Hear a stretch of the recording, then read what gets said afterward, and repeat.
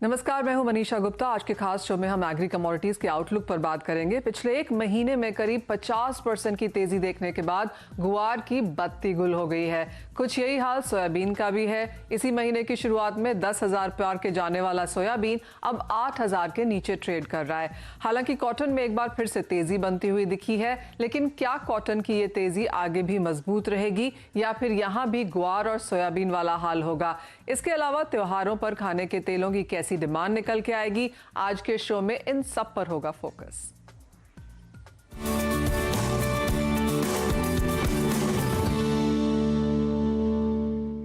हमारे साथ जुड़े हैं कुंवरजी ग्रुप के Ravi Deora, solvent extractor association के प्रेसिडेंट अतुल चतुर्वेदी, प्रेमराज ताराचंद के रुपेश गोयल और सनविन ग्रुप के संदीप बजोरिया। आप सभी का कार्यक्रम में स्वागत है। शुरुआत यहां पर पहले खाने के तेलों से कर लेते हैं, क्योंकि यहां पर हमने अच्छे खासे मूव्स पॉलिसी के तौर पर भी हर हफ्ते आते हुए देखे हैं। इसी हफ्ते लेटेस्ट हमने देखा सोया मील का जो इंपोर्ट है उसको मंजूरी या नोटिफिकेशन, जो चीज का बाजार को इंतजार था वो यहां पर आता हुआ। लेकिन जहां तक प्राइस मूव्स की बात है वो भी यहां पर काफी उठापटक वाली ही रही हैं। पिछले एक हफ्ते की अगर बात करें तो हमने यहां पर करीबन 20% की मुनाफा वसूली सोयाबीन में आते हुए देखी है, लेकिन अपने एमएसपी से ये अभी भी डबल डिजिट परसेंटेज ऊपर है और डबल डिजिट भी बहुत ज्यादा। अतुल जी, आपसे शुरुआत करना चाहेंगे और सोयाबीन की पहले यहां पर बात कर लेते हैं। सरकार की पॉलिसीज की तरफ से पहले शुरुआत करते हैं। मील एक्सपोर्ट्स को जो इजाजत दी गई है उसका कोई बहुत बड़ा इंपैक्ट हमने ऑन ग्राउंड तो आते हुए नहीं देखा फिलहाल। सेंटिमेंटल इंपैक्ट ज्यादा है और एग्जैक्टली क्या आप कहेंगे वही प्राइसेस में भी है?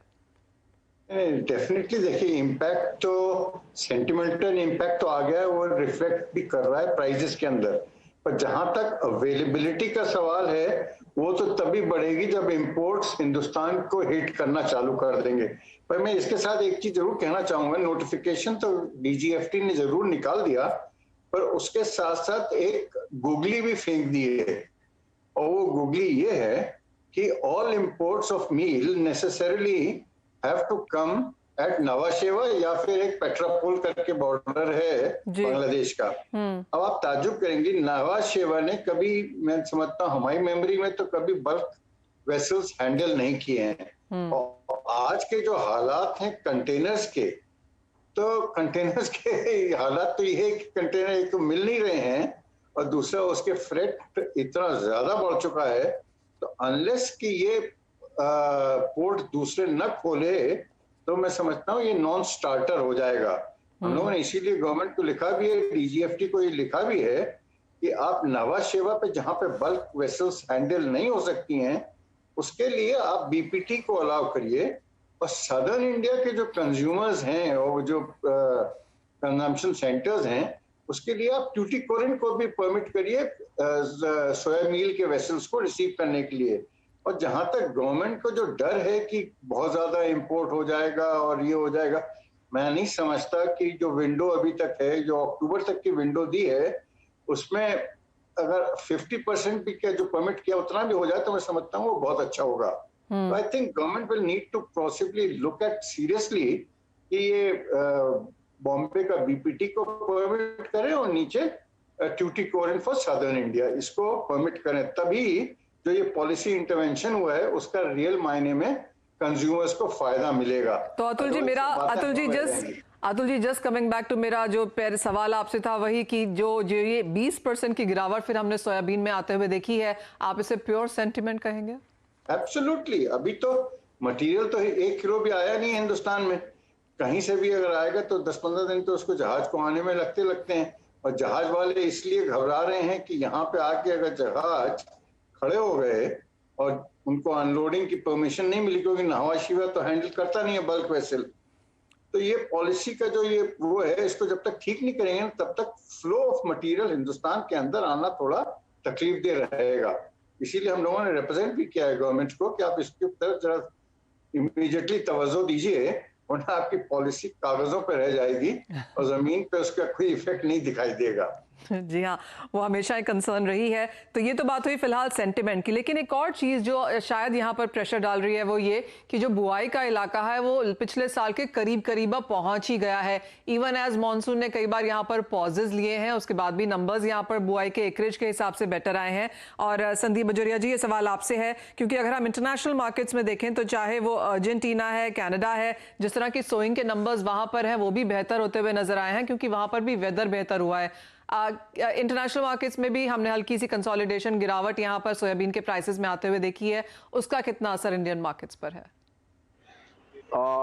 मनीषा जी, हम देख रहे हैं कि इंटरनेशनल मार्केट में भी थोड़ा सेटबैक आया है। शिकागो में सोयाबीन ऑयल में, वैसे अर्जेंटीना ब्राजील में थोड़े प्रीमियम इंप्रूव हुए थे, लेकिन फिर भी अभी थोड़ा सा थका हुआ सा लग रहा है। और मलेशियन एमडेक्स में भी हम देख रहे हैं कि आज 50-55 पॉइंट का गिरावट है। सो इंटरनेशनल मार्केट में अभी सब जगह पे जो बायोडीजल के मैंडेट्स हैं, जैसे ब्राजील में 12% बायोडीजल में वेज ऑयल जाना था, वो नवंबर दिसंबर में उसको 10% कर रहे हैं। बीच में इंडोनेशिया में था B40 इंट्रोड्यूस करेंगे, 40% ब्लेंड इन द बायोफ्यूल, तो वो उसको भी इम्प्लीमेंट करना डिफिकल्ट हो रहा है, B30 से B40, बिकॉज वेज ऑयल की कीमतें बहुत ऊंची हो गई है। और अमेरिका में भी जो रिन्यूएबल फ्यूल स्टैंडर्ड्स है RFS, उसमें जो EPA है, एनवायरमेंटल प्रोटेक्शन एजेंसी, उसने कांग्रेस को लिखा है कि भाई 2021 के मैंडेट और 21-22 के मैंडेट जो है 2020 से ऊपर नहीं होंगे। तो ये सब कारणों से थोड़ा बायोडीजल में वेज ऑयल का कंजम्पशन को ब्रेक लग रहा है। और आई थिंक क्रॉप्स भी अभी थोड़े डेवलप हो रहे हैं ठीक तरीके से। तो इंटरनेशनल मार्केट अब एकदम थोड़ा सा साइडवे से लोअर की तरफ चला गया है। इंडियन मार्केट जो है अभी भी थोड़ा कंपैरेटिवली होल्ड किया हुआ है इंडियन मार्केट, बिकॉज हमने पिछले कुछ महीनों में इंपोर्ट बहुत कम किया था। अभी अगस्त में हमारा इंपोर्ट बढ़ेगा, अगस्त शिपमेंट का जो हमारे यहाँ माल आएगा 10 सितंबर के आसपास में, 15 सितंबर के आसपास में। तो यहाँ फिजिकल माल का थोड़ा सा शॉर्ट है, उस कारण से Indian market, Indian futures index और एमसीएक्स के होल्ड किए हुए हैं। और आई थिंक लेकिन ये जो भी वेज ऑयल का एक टेम्परामेंट है, ये मुझे लग रहा है 15 अक्टूबर के बाद में, और 15 अक्टूबर से 31 दिसंबर ये टाइम है, इसमें वर्ल्ड में भी इनफ वेज ऑयल होगा। सनफ्लावर का भी क्रॉप अच्छा है, वो भी सामने यूक्रेन का वेदर अच्छा हो गया है। यूक्रेन में 170 लाख टन का क्रॉप आ सकता है, रशिया में 155 लाख का क्रॉप आएगा सनफ्लावर सीड का। तो ये 15 अक्टूबर से 31 दिसंबर के बीच में एक डाउनफॉल आएगा मार्केट्स में, which could be something around $50 to $100 from the present time. तो वो एक पोजीशन है। सो अभी जिसका भी जो अभी अपसाइड का काम है, आई थिंक उसको एक विंडो, ज्यादा में ज्यादा 30 दिन का विंडो समझना चाहिए। उसके बियॉन्ड फिर आप मार्केट में तेजी करने का कोई सवाल नहीं। ओके, तो एक सवाल मेरा है, वो है फेस्टिविटीज को लेकर, वहां पर अब कैसी मांग रहेगी संदीप जी? और आपको लगता है कि वहां से कुछ बहुत सपोर्ट आएगा, या फिर जैसे आपने कहा कि 15 अक्टूबर के बाद यहां पर मोस्टली हम डाउन ट्रेंड देखेंगे? देखिए, दीपावली 4 नवंबर की है और 15 दिन पहले दशहरा है, तो फेस्टिवल की डिमांड भी जो होती है वो ज्यादा में ज्यादा 15-17 अक्टूबर तो होती है आज के दिन। जी। तो वो भी मैंने फैक्टर इन करके ही आपको कहा है कि 15 अक्टूबर बाद डिमांड भी स्लो हो जाएगी, प्रोडक्शन भी बढ़ेगा, सप्लाई भी बढ़ेगा इंटरनेशनल और डोमेस्टिक। सो देन मार्केट में एक डाउनफॉल आएगा उस समय, ये समझ के चलना चाहिए। अच्छा है, फेस्टिवल के टाइम पे लोगों को तेल मिलेगा, अच्छा मिलेगा, इनफ मिलेगा। वो बेसिकली वेज ऑयल में तो एक चीज है, कीमत अपनी जगह पे है और अवेबिलिटी अपनी जगह पे। तो बेसिकली पॉइंट है अवेबिलिटी का। अवेबिलिटी कंज्यूमर को चाहिए उतनी ऑयल की हर कॉर्नर देश में अवेलेबल है, ये बहुत इंपॉर्टेंट फैक्टर है। और कीमतें तो देखिए, जैसे पेट्रोल डीजल की कीमतें हैं, वैसी कीमतें वेज ऑयल की है, वो ऊपर नीचे होते रहना है, वो कोई बड़ी बात नहीं है। बट 15 अक्टूबर से 31 दिसंबर तक एक पीरियड है जिसमें डाउन साइड हमको $50 से $100 कम से कम मिलेगा। ऑलराइट, अतुल जी, आप सरसों के प्राइसेस को कैसे देखते हैं? क्योंकि यहाँ पर भी हमने एमएसपी के नियरली 60-70% ऊपर इन भावों को भी आता हुआ देखा है, और सरसों में तो ये माने जा रहा है कि आगे जाकर यहाँ पर फसल बेहतर है, स्टॉक भी अच्छा खासा है। यहाँ पे आप कहेंगे जिस तरह की मुनाफा वसूली हमने देखने को मिली है, ये फिलहाल और गहरा सकती है। पॉइंट बीइंग की अगली फसल अब यहाँ पर ऑफकोर्स 6 महीने के बाद ही आएगी, लेकिन क्या उतनी अवेलेबिलिटी फिलहाल मार्केट में भी है? देखिए, सरसों आइसोलेशन में तो नहीं रह सकती है, पर सरसों का अपना अलग मार्केट भी है। और ये अब now we are entering the fag end of the सरसों का मार्केटिंग का पीरियड। तो सरसों will definitely remain supported, but definitely अगर सारे बाजार दबेंगे तो सरसों पे भी उसका थोड़ा बहुत तो इफेक्ट डेफिनेटली आएगा। और हम लोगों ने गवर्नमेंट को ये भी रिक्वेस्ट की है कि अभी देखिए सोया और सनफ्लावर की ड्यूटी उन्होंने घटाई है। हम लोगों ने रिक्वेस्ट किया कि मस्टर्ड ऑयल या रेपसीड ऑयल जिसको कहते हैं इंटरनेशनल भाषा में, उसको भी आप घटाइए, उसी लेवल पे लेके आइए जो सोया सनफ्लावर की ड्यूटी है। तो उससे अवेलेबिलिटी भी सुधरेगी, क्योंकि सनफ्लावर ऑयल, ये क्या मस्टर्ड ऑयल बड़ी जल्दी इंपोर्ट हो सकता है, दुबई में क्रश हो रहा है। तो that can also, if government agrees, that will also help bring down the prices. तो प्राइसेस का आई थिंक कंज्यूमर के लिए लिहाज से अगर देखें तो I think the worst is over. पर एक चीज मैं आपके साथ शेयर करना चाहूंगा कि जो हम लोगों ने डिमांड स्ट्रॉन्ग जुलाई मंथ में देखी थी, अगस्त मंथ में इन स्पाइट ऑफ फेस्टिवल्स हम लोग थोड़ा बहुत डिमांड डिस्ट्रक्शन देख रहे हैं। इस महीने में रफली on the back of the envelope calculation के हिसाब से 10-15% तो डिमांड इस मरतबा डाउन है। और वी डू नॉट नो अगले महीने में क्या सिनेरियो रहेगा, बट डिमांड उतनी रोबस्ट नहीं है, क्योंकि इसमें प्राइसेस इतने हाई होने का भी वो है। और जो गवर्नमेंट ने जो ड्यूटी भी घटाई, उसका भी कोई बहुत ज्यादा डोमेस्टिक मार्केट पे इफेक्ट नहीं हुआ है। राइट तो ये इंडस्ट्री फिलहाल फंडामेंटल्स है यहाँ पर, लेकिन ब्रेक पे जाने से पहले रवि आपसे जानना चाहेंगे, आपने प्राइस व्यू सुना तो सही इंडस्ट्री की तरफ से, लेकिन ऑन चार्ट्स फिलहाल क्या दिखता है? डेफिनेटली प्राइजेस का जो व्यू था वही ऑन चार्ट पे है, क्योंकि जो भी प्राइजेस जहां से डिराइव होते हैं वो सारे एक्सपर्ट, वो सारे इंडस्ट्री के लीडर्स यहाँ पैनल में है, तो वही डिराइव करते हैं रेट। तो आई थिंक बेसिकली प्राइजेस में मुझे ऐसा लग रहा है कि soybean and soya oil as well as CPU ये थोड़ा डिकपल्ड हो जाएगा ट्रेड, क्योंकि वहां पे देखे तो सोयाबीन में लगातार प्रेशर है। हालांकि सोयाबीन में सबसे नेगेटिव चीज है कि वहां पे बैकवर्डेशन है, मींस के अगले कॉन्ट्रैक्ट के प्राइसेस ऑलरेडी नीचे चल रहे हैं। तो कोई अगर लंबा 2 से 3 महीने का व्यू निकाल के अगर उसको हेज भी करना चाहे तो भी वो पॉसिबल नहीं है। बट मुझे लग रहा है कि अकॉर्डिंग टू द प्राइसेस एक हायर लेवल से बिकवाली का प्राइस आपको सोयाबीन में दिखना चाहिए। सोयाबीन मुझे लग रहा है कि 8000 का लेवल है, थोड़ा यहाँ से रेजिस्ट करेगा, क्योंकि इंटरनेशनल मार्केट में भी देखे तो चाइना एक लास्ट 2 महीने का जो इंपोर्ट है चाइना का यूएस से, उसमें काफी कमी देखी गई है। इस हिसाब से चाइनीज मार्केट भी काफी ड्राई है एंड इंटरनेशनल प्राइसेस में यूएस के प्राइसेस भी थोड़े नीचे आए, तो मुझे लग रहा है कि उसका प्रेशर हैंगओवर यहाँ पे रहेगा। शॉर्ट करके 8000 के करीब चला जा सकता है। मुझे लग रहा है बहुत बड़ी मंदी नहीं, बट 7200 7000 तक के लेवल्स वहां पे दिखने चाहिए। तो शायद लग रहा है कि ये जो अभी फंडामेंटल्स चेंज हो रहे हैं उसका एक प्रभाव है इमीडिएट तौर पे सोयाबीन के प्राइसेस पे आ सकता है। ओके तो हल्की सी मुनाफा वसूली यहाँ पर है, लेकिन बहुत बड़ा कोलैप्स प्राइसेस में फिलहाल एक्सपेक्टेड नहीं है। अतुल जी, संदीप जी, बहुत शुक्रिया साथ जुड़ने के लिए, खाने के तेलों पर बात करने के लिए। एक ब्रेक के लिए रुकेंगे, जब तो लौटेंगे तो बात करेंगे यहाँ पर मॉनसून की, और 2 कमोडिटीज जहाँ पर हमने गिरावट आते हुए देखी है बुआई में, वो है गुआर और कॉटन। वहां पर क्या हाल है जानेंगे।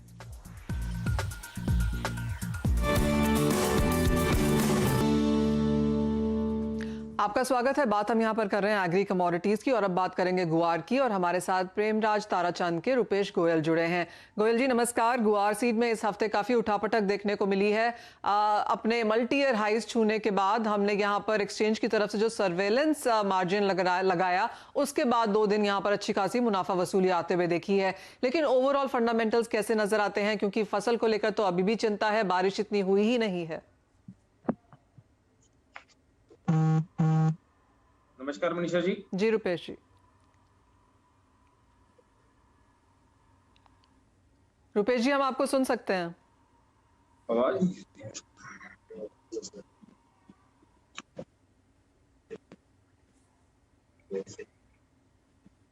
रुपेश जी हम आपको सुन सकते हैं। क्या लगता है आपको गुआर में आगे जाके क्या देखने को मिल पाएगा? नमस्कार मनीषा जी। गुआर कम बिजाई, कम बारिश, अकाल, सप्लाई साइड बहुत ज्यादा टाइट है जी, बहुत ज्यादा टाइट है। पिछले 10 दिनों में जो 5 से 6 अपर सर्किट लगे गुआर के एनसीडेक्स में, उसके बाद स्पोर्ट में उससे काफी ज्यादा रेटों पे बाजार में ट्रेड हुए। किसान मंडियों से पौने दामों पर खरीद कर गुआर को घर ले गए। कारण उनको पता है कि अगले आने वाली क्रॉप नहीं है, और 2011-12 वाला साल उनके दिमाग में नेचुरली आया हुआ है कि ये साल जो है वो ग्वार की फसल हमारे पास नहीं है। लेकिन दूसरी तरफ जो डिमांड साइड है वो भी उत्साहजनक नहीं है, कंटेनरों की भी कमी है, भाड़े बहुत बढ़ चुके हैं और डिमांड सहयोग नहीं कर रही। तो ये दो तरफा जो व्यापार है इसने ग्वार गम उद्योग की पैरिटी को बहुत प्रभावित किया है। जो कच्चा माल है ग्वार सीड, उसकी अवेलेबिलिटी बड़ी कमजोर हुई है और पक्का माल जो है उसकी बिक्री प्रभावित हुई। हाँ जी मनीषा। जी हाँ, काफी कुछ मूवमेंट यहाँ पर देखने को मिला है। रवि, आप कैसे देखते हैं अब गुआर को? जिस तरह की उठापटक है, बड़ा मुश्किल हो गया है कहना कि प्राइसेस आगे कैसे जाएंगे, किस तरफ जाएंगे, लेकिन आप फिलहाल जिस तरह के फंडामेंटल्स यहाँ पर रुपेश जी ने समझाए एंड ऑन चार्ट्स, कैसा लगता है? डेफिनेटली ऑन चार्ट पे देखें और अगर हम हिस्टोरी पे देखें तो लगातार लास्ट 3 साल से प्रोडक्शन वहां पे कम आ रहा है। हालांकि गुआर सीड में मेजर ड्राइवर सप्लाई रहता है क्योंकि डिमांड काफी 2 साल से जो क्रूड के प्राइस डिस्टर्ब हुए या एक्सपोर्ट एक्टिविटीज में थोड़ा स्लो डाउन था, तो इस हिसाब से लगातार वहां पे अवेलेबिलिटी ज्यादा हुई और फिर से डिमांड कम हुई। और सेकंड की गुआर का एक नेगेटिव चीज क्या है कि इसकी पेरिशेबिलिटी 3 से 4 साल है, तो जब भी प्राइस बढ़ती है तब अराइवल्स एंड फार्मर्स की ओर से काफी स्टॉक रिलीज होता है। तो मुझे लग रहा है कि कंसोलिडेशन रहेगा। प्राइस में बहुत बड़ा उछाल जो एक्सपेक्ट कर रहे इतना ज्यादा उछाल मुझे नहीं दिख रहा है, बट यस ये जो लेवल है करेक्शन के बाद मुझे लग रहा है कि अगर 9300 9000 के लेवल आए तो एक काफी अट्रैक्टिव लेवल है, क्योंकि ये लेवल पे गुआर सीड को अगर गुआर गम में कन्वर्ट करे तो उसकी प्राइस पेरिटी 10,500 गुआर गम होगा। तो मुझे लग रहा है कंपेरेटिव गुआर सीड गुआर गम में तेजी दिखनी चाहिए। बाय एंड डिप्स का स्ट्रेटेजी रख सकते हैं, रिस्क रिवॉर्ड ध्यान में रखें। 9000 का एक स्टॉप लॉस लगाए एंड आप कैरी कर सकते हो बाइंग की पोजीशन। मुझे लग रहा है फिर से 10,200 से 10,400 के प्राइसेस गुआर गम में दिखने चाहिए। ऑलराइट, तेजी यहाँ पर गुआर में जारी रह सकती है। लेकिन जाते जाते रवि, एक सवाल आपसे कॉटन पर भी लेना चाहेंगे, जहां पर बुआई का इलाका करीबन 9% कम माना जा रहा है और तेजी हमने भारतीय अंतर्राष्ट्रीय बाजारों में ऑलरेडी देखी है।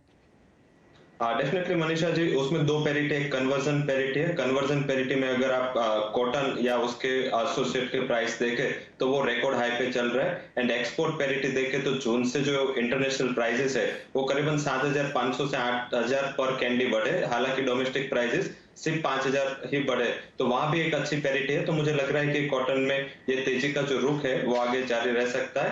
हायर लेवल से थोड़ा करेक्शन पे ऑलरेडी आ चुका है, तो एट्रैक्टिव लेवल पे कॉटन है। लेवल स्पेसिफिक बात करें तो मुझे लग रहा है कि 25,800 के करीब एक बार ये जो करंट कॉन्ट्रैक्ट है उसमें खरीद करके चले। सितंबर कॉन्ट्रैक्ट में मुझे प्राइस एट्रैक्टिव दिख रहा है, टिल ये 27,000 तक अप्रोच कर सकता है। जब तक प्राइसेस 25,600 के नीचे क्लोज नहीं होते, ये तेजी का ट्रेंड इंटेक रहेगा। इंटरनेशनल बेंचमार्क है वो अपने 3 साल के हाई पे चल रहा है, तो एक पे कुजन है, तो लग रहा है कि ये बाय ऑन डिप्स रहना चाहिए। एंड एमएसपी से भी ज्यादा दूर नहीं है प्राइसेस, तो उसका भी एक सपोर्ट मिलना चाहिए। पॉइंट टेकन, यानी कि खरीदारी यहाँ पर स्पेशली इन कैश कमोडिटीज में तो जारी रह ही सकती है, तो खरीदारी के मौके आगे अगले हफ्ते भी आप यहाँ पर ढूंढ सकते हैं। बहुत शुक्रिया रवि साथ जुड़ने के लिए। रुपेश गोयल जी, आपका भी बहुत शुक्रिया साथ देने के लिए। मुझे भी दीजिए इजाजत, फिलहाल इस कार्यक्रम में इतना ही।